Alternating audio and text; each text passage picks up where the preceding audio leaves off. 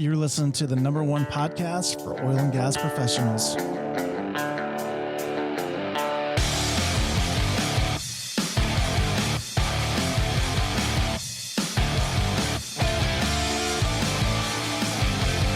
What's up? What's up? Michael Fry. I'm here with Dallas Bozeman. Hey, what's happening? What's happening, D? The day has come. This is Dallas's final podcast with us. So for this subject, we're going to talk about change and transition. And the reason we want to talk about it is because really that's what's going on around here is a lot of change. And for Dallas, a big transition. Yeah, huge transition. So 4 more days, we're packing up, moving to North Carolina, going up there, and got an opportunity to go to the mountains there and serve in a ministry that sees about 10,000 kids and families come through there a year. And there's a real need in the community. So my family, my wife, and our kids, we're all going to move up to North Carolina and go up there and serve for a while and then just see where we go from there. No, I think it's fantastic. And, Dallas and I were talking, about this podcast, and really what it's about is not being afraid for change and transition in your life, both in your personal life and your professional life. And the reason we want to talk about it is because at some point you might have that calling to go do something else. And I wanted Dallas to be able to kind of talk about his story, because unfortunately for a lot of people, if you're making a job change, there must have been some conflict or some chaos that was going on, because that's what today's world thinks, right? Like, hey, I'm quitting my job to go do something else. And it's like, well, what was wrong with the job you had? And so I want to just kind of open it up to you, talk about kind of how this all came to be. I mean, we know, but to kind of share how it came to be. And really for a lot of people out there, it happens. You're sitting in corporate America and you're like, damn, I'm not feeling it anymore. But you're afraid to make that transition, especially with like your story. I mean, you're basically giving up everything to go do what you're going to do. Yeah. So we, my wife and I, last August, September, we were starting, to really get comfortable here in Katy. We love the area. We have a nice house and the kids are happy, great schools, and we're comfortable, right? And that's what a lot of people are striving for. Comfortable lifestyle, love their careers, love what they're doing. And at the same time, later in that year, as we got closer to January and time frame, just kind of felt this stirring, like there was something else that we were supposed to be doing. And, so we really just kind of started praying about where we were supposed to be. And I got an opportunity came February, March timeframe to go up to North Carolina to this camp called Snowbird Wilderness Outfitters. And I knew the director there. My family had been in ties with him for several years. They knew him. But me and him had just met that summer prior. And had kind of talked, and he said, hey man, you got a cool story. Why don't you come out and share it next time we have a group of men come up? So I agreed to go up there and do that. But I called him before I went, and I told him, said, man, so we really feel like it's time for us to start giving back. Like, we've been given so much, and we've been so blessed with everything that I think we have a real opportunity, and we're uniquely in a position where we can do something like this. And he was kind of standoffish. He's like, yeah, well, maybe, we'll talk about it. And so I went up there in March, and my wife went up the week before I did. She saw the place. She fell in love with it. And then I went up there to speak that event. And while I was there, I met the guys, and we started talking about what their mission is and what their ministry is and what they do. I said, man, like, this is something that I really want to be a part of. But the problem, not the problem, but the hindrance to that is you look at everything you have here and you go, man, that's a lot to give up. And I think that in our lives, we're all uniquely equipped to do something. Like, you've been given experiences throughout your life that have shaped who you are and what you're good at and what your talents are and how you relate to people. And those things are really what you're designed to be if you look at it. Like, there's a certain group of people that you're drawn to. There's certain things that you love to do. And if you find a way to marry those two things where you get to be able to do what you love to do and serve the people that you're called to serve, then that's really true fulfillment. And I think we've all been uniquely equipped to do something, but it's so hard for us to make the sacrifice to actually do it. It's if I look at our life and the way we've been living here in Katy, it doesn't make any sense on paper, and it really does. I mean, you look at it and you say, well, you're going to give up, you know, you're going to give up a job that you love to do. You're going to give up the pay that comes with it, the house you live in, the great schools, and all this to go to a community that's struggling. There's no industry there. You're not going to be taking a paycheck. You're selling off or donating everything you have to downsize to go, you know, live in a much smaller home there to go do what? But I think that our life is about progress. It's all about growth. We have to be moving in a direction always. And it doesn't matter what that progress is, as long as you're not moving back into a comfort zone. Like, I'm for it. Like, everything you should be doing should be pushing the boundaries. You should always be doing something that's a little bit uncomfortable or really uncomfortable, because that's where the growth comes, is in when you're breaking those barriers down. And that's what we got called into. Is we know that for the next couple of years at least, we have a real opportunity to go and help create some change in other people's lives. That through our experiences and our stories, we can go and we can love people that usually aren't given the time of day by somebody else. We can go and serve a community that's really struggling with poverty and addiction.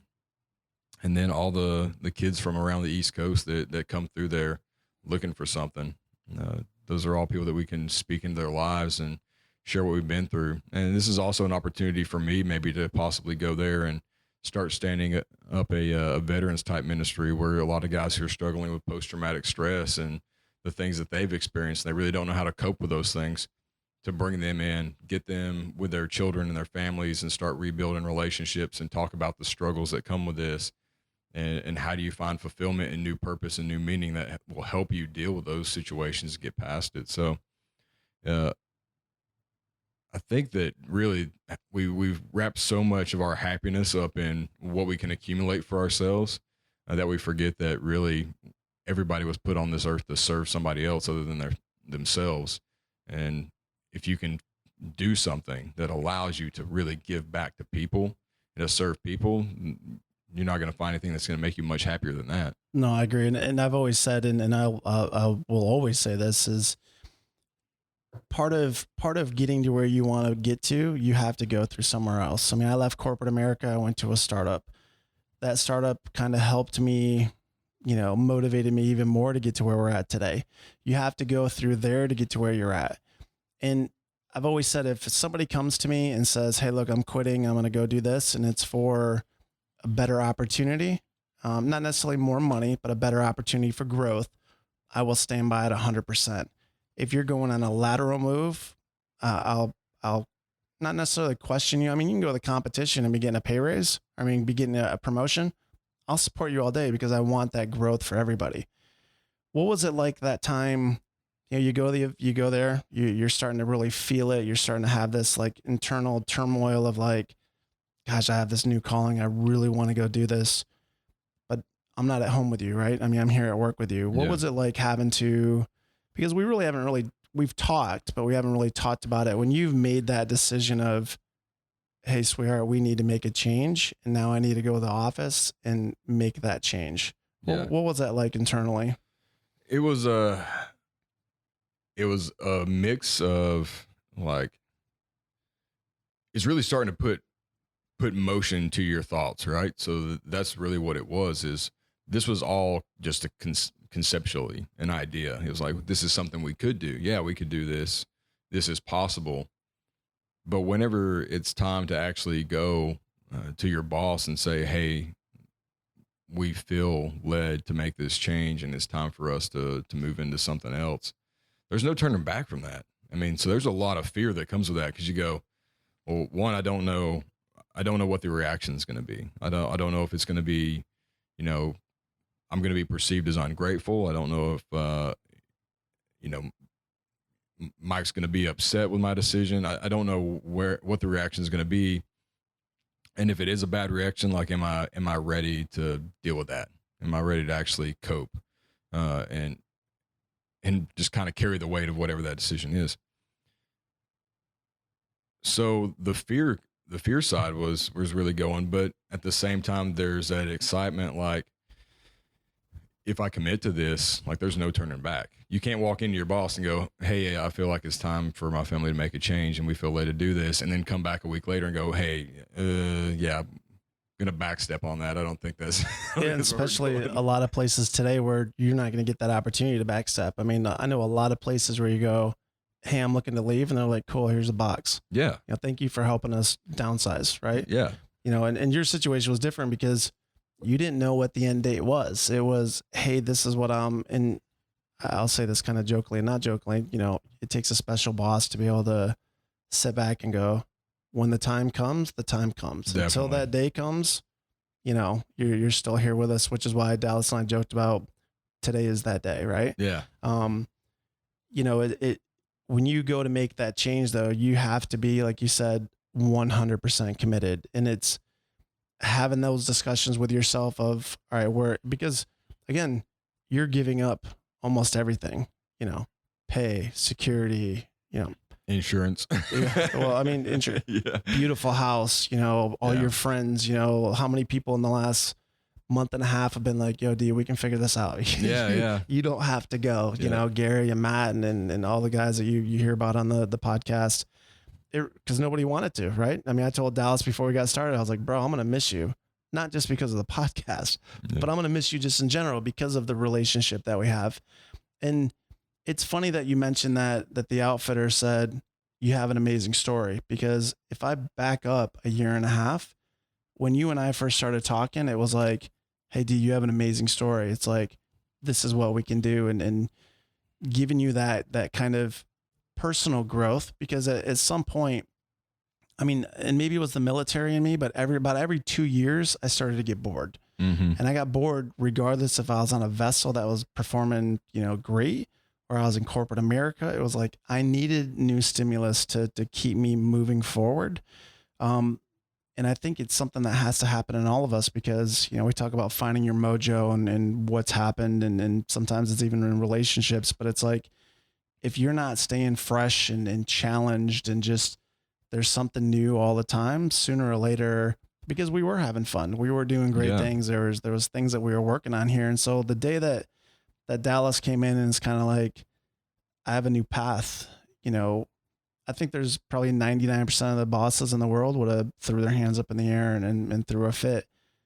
But for me, though, it was like, I know, there was no question about it. It was like, I know where your path is. Yeah. And I've supported it 100% through this whole, process. But the reason we wanted to do this podcast talking about change and transition is, it doesn't matter if you have an entrepreneurial spirit, if you need a new challenge. Once you get that kind of festering in your mind, you either action it or you have to kill it. And unfortunately, I think a lot of people out there kill it out of fear of what happens next. When I started the company, I've told the story before, it was like on a Friday, I ran off the cliff and just jumped off. And, and Monday we were deep water subsea. Mm-hmm. I didn't think about, man, we're in the worst downturn in generations of oil and with it was just, cool, I'm starting my business on Monday. Kind of the same thing. You went through this internal process of like, all right, you prayed, you had discussions with family, and it's like, all right, we got to pull the trigger and go. And Dallas mentioned this morning, his son got up this morning. I was like, 4 days, Dad.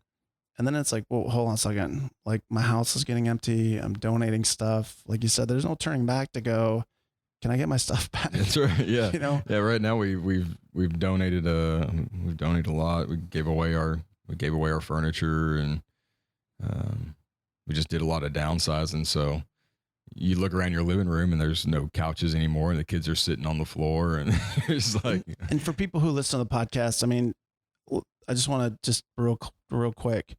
You're gonna go live in like a barn dominion. Yeah. Where there's chickens and it's going out getting the eggs and. Yeah, that's right. It's right. So it's a renovated barn. Upstairs, there's really no true bedroom. Like there's a loft where our daughter's gonna sleep at, and mostly because it's not tall enough for anyone else to stand up in, so she's gonna sleep up there. And then the boys have a little nook in the corner where they can bunk bed, but there's no doors or anything like that. And then my wife and I, until we get the horse stalls and the chicken coop stripped out downstairs, which is happening now.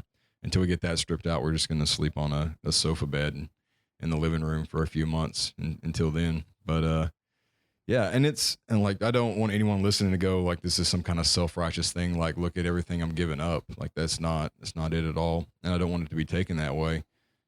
Only thing I want is people to understand that sometimes there's things in our life that we're called to do, that we are meant to do, and it requires sacrifice. Like, if you don't take that step out, you're never going to know what you're capable of. You're never going to know what truly was on the other side. And I don't want to live a life where I'm 70 years old, 75 years old, and I look back to that time when I was 32 and go, man, I wonder what would have happened if I'd have moved to North Carolina.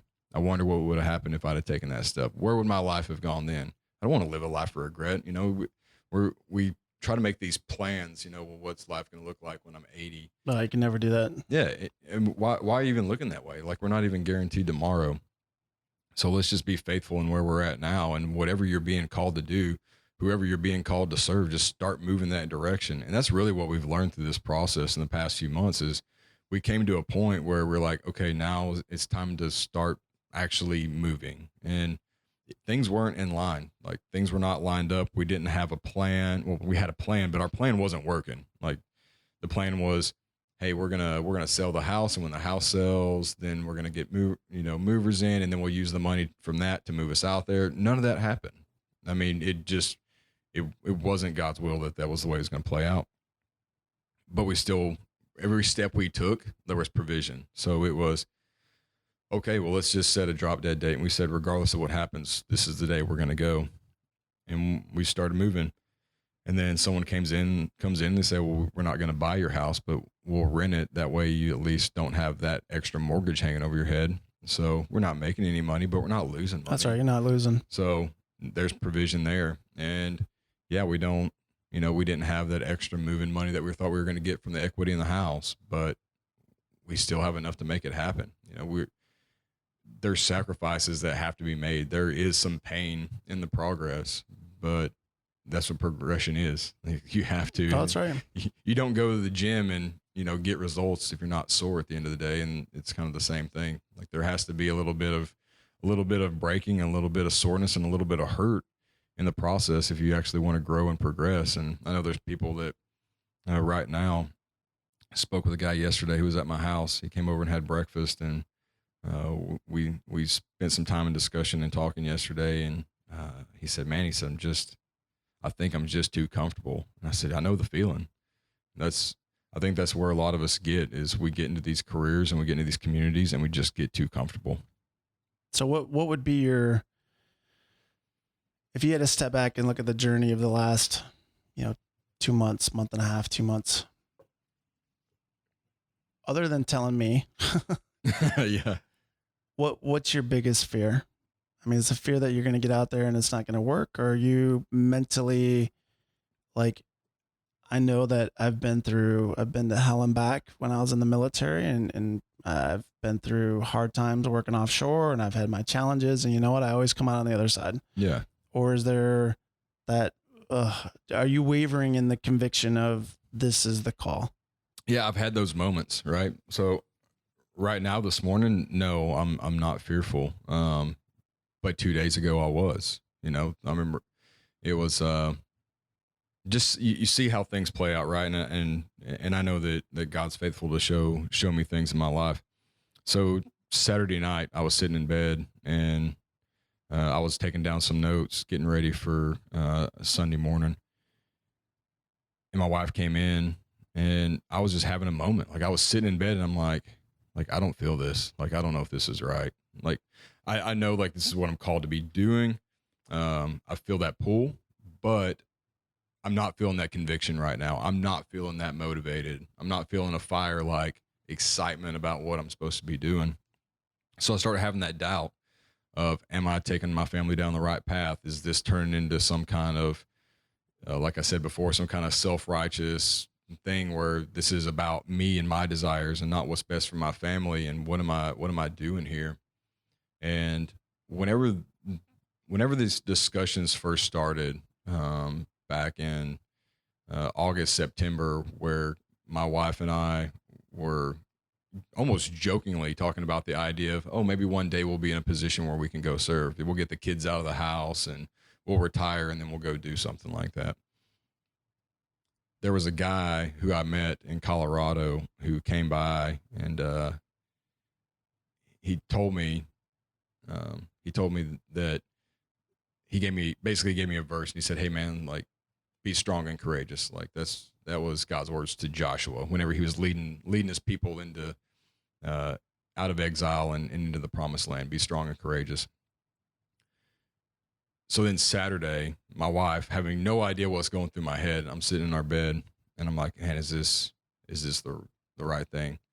She's going through boxes and she finds this old note from whenever I was 16 years old from a friend of mine who'd written me. I don't even know who this person is. Like I recognize the name, but I couldn't even put a face with the name.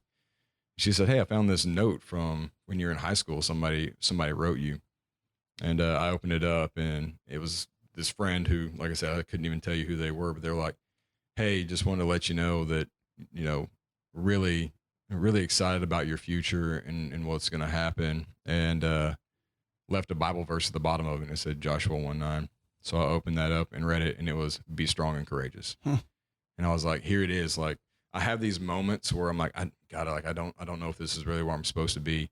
And then these reminders come in to say, look, like even before you knew this was a problem back when you were 16, like I set this all up. I knew these were the moments that were going to happen.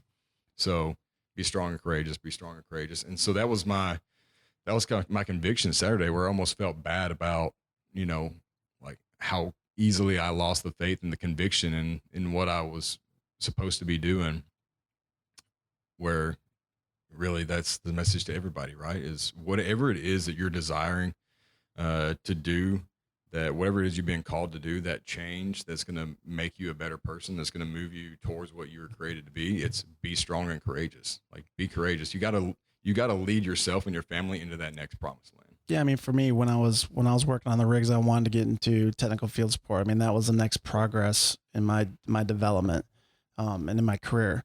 That meant I had to come to Houston, and I knew that. And my family, I mean, my kids were high school and elementary school, so very, very, you know, challenging times to unplant people from. And we lived in a very small military community by the sub base and the town's called Ledger, Connecticut, a farm town.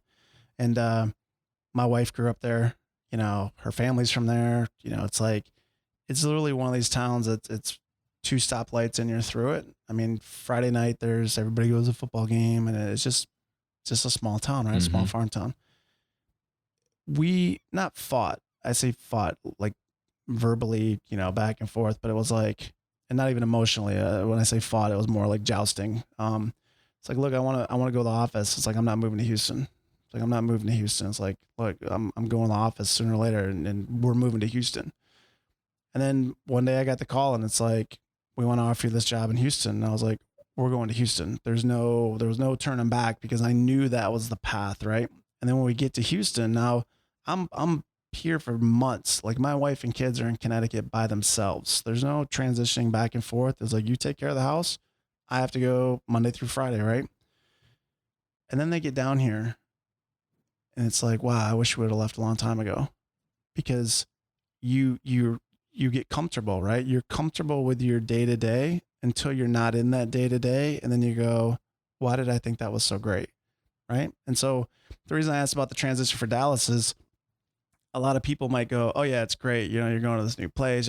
No, Dallas is going to live where it used to be a chicken coop and it used to be a horse stall. I mean, it's like, and I'm sure it'll be a nice barn dominium when it's done, but it's like, he's not going 5-star. He's not going to, you know, Rodeo Drive in Beverly Hills. It's like, you're going to the woods in North Carolina to do something that a lot of people, probably 99% of the world, would go, no way in the world. I'm leaving the comfort of where I'm at, right? That's why they say the comfort of your home. Yeah, we got, you know, we're the places heated with wood burning stoves, which luckily you guys gave me the opportunity to go to Wyoming to finish my outfitter certification up there. So I got a lot of experience with wood burning stoves. But that was the thing. Like my son, he's 10 years old. He's excited. He thinks we're going to the mountains and we're going to go play every day, kind of thing. And I said, hey, I want you to realize that we're going to get there kind of at the beginning of August, and it starts getting cold in October. So we've got 2 months to make about 6 months of firewood. So this is gonna. I grew up in Michigan. I know all that's like. So I was like, oh, I hope you got your axe swing ready, because we're gonna have some work to do. I just want to throw this in there. You know, Dallas mentioned, you know, in the last little bit that him and his wife are having these discussions in August and September. Keep in mind, Dallas started with us in February. So it wasn't like, and then the reason we wanted to do this podcast talking about change and transition is we've had a lot of fun. We've done a lot of great things. We've worked with a lot of great organizations. You know, Dallas has had the opportunity to speak around the world, the podcast, you know, being an author and just doing all the things that we do. But this seed was planted 4 months after you started, 5 months after you started with us. You were already starting to think about like, oh, I got this, like, what can we do next? And I think the good thing about it and the message to take from this is when you have that burning intuition of there's something much bigger, yeah, you can be afraid because you might be giving up a lot. You might be giving up. There's a lot of entrepreneurs who start off and don't make any money. But once you get to that point where you're like, it consumes you, then you know it's time to go. And when Dallas and I, we talked last week or a week and a half ago, and I said, look, bro, I said, you're here 8 hours a day, 7.5 hours, you're somewhere else. That's right. It's like, it's not a bad thing, but your mind was already like, I got moving and I got this and I got that. Yeah. And so, you know, we embraced that and we talked about it. And I was like, bro, let's just do 2 weeks. Like, go take your 2 weeks. You know, everything's still good. Everything's moving forward. But when you get to that point that your mind is starting to focus on something else, that's a sign that it's time to think about going somewhere else. I think the mistake a lot of people make is they think that progression means like upward social mobility. Like real progression means I'm going to make more money, I'm going to be more successful, and I'm going to do this. And really, that's not what progression is. Progression is becoming a better version of yourself. Like one of my great mentors who was killed while we were in Afghanistan. He had like the coolest way of like telling you were screwed up. Like, but he would come alongside you and he'd say, you know, hey, D, I like you. Just be you. Just be a better version of you. Like that's the way he'd come across. But it's so true. Like whatever it is you are, like just be you. But you should always be trying to be a better version of you. And we all go through seasons of progression for a reason. Like there's no way that I could go to what I'm going into now without passing through Deepwater Subsea, because of the way Deepwater Subsea equipped me to be successful there. Like I had, before then I had not gotten, you know, I'd spoken public before, but not to the capacity that I did while I was here. I'd never had a camera in my face. I'd never been on a podcast. None of these things had ever happened. But I learned so much while I was here about it. I learned, you know, how to be candid and to organize your thoughts. And even though it doesn't sound like I do that all the time, but you really start learning all these skill sets. And then not only that, but the trade side of it. And then, you know, how we put together, you know, a great operations management system and organized and structured and detailed and all these things. And then I look at where I'm heading into now. That's what I was going to say. So what is your new role going to entail? So now the new role is not only going up there to speak and share the gospel and do things like that, but this is a ministry that's growing, and they've hit capacity where they're at, and the camp there has to expand and then possibly even look at going into a second campus or another region. But that's not possible without establishing a good quality management system there. And just so happens that here at Deepwater Subsea, we spent the past, 10 months, 6 to 8 months building a quality management system from scratch. I mean, with absolutely nothing. And you get the social media side of it that you'll be working on and everything else. Yeah, so it's all there's also some needs there for marketing and relationship building, and those are things with the social media side that I learned here at Deepwater Subsea. So again, you know, we feel this, we might feel this uneasiness and this restlessness, like maybe there's something more that I'm called to be a part of, but don't ever forget to serve where you are and learn what you can there, because the time here at Deepwater Subsea, it may seem like it doesn't relate at all to what I'm going into, but I can tell you that without Deepwater Subsea, I would not be successful at all where I'm heading if it wasn't for passing through here first. No, it's awesome. So message of the day, don't be afraid to change, and don't be afraid to follow your heart, follow your mind, and just follow what you're passionate for. Because again, you know,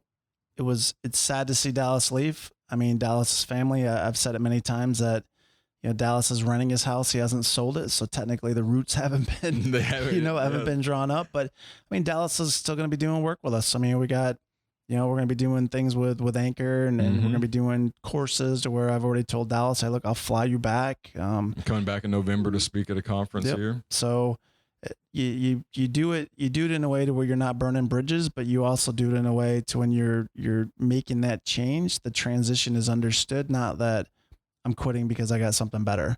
It's, I have a you know, however you want to explain it to the next boss or to your current boss, but it's like, if you do the message right. I mean, when Dallas came in, it was actually kind of a joke. I was like, so I hear you're leaving me. It's like, bro, I support you 100%. It's like, just relax. Let's just get it going. So yeah. No, until next time, you know, there's going to be a new voice on the podcast. We're going to keep it going. We're going to make it work.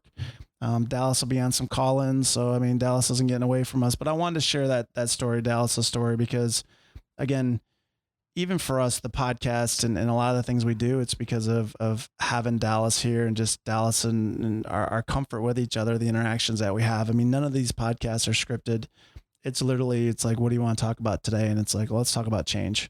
And because we're going to be going through a big change and you're going through a big change. And, you know, so for us, it's business moves on, right? I mean, life keeps going, and just don't be afraid to follow your heart and follow your dreams and make them become a reality. So, you know, as always, we appreciate your time. We appreciate you listening, and be safe. And until the next time, we appreciate it.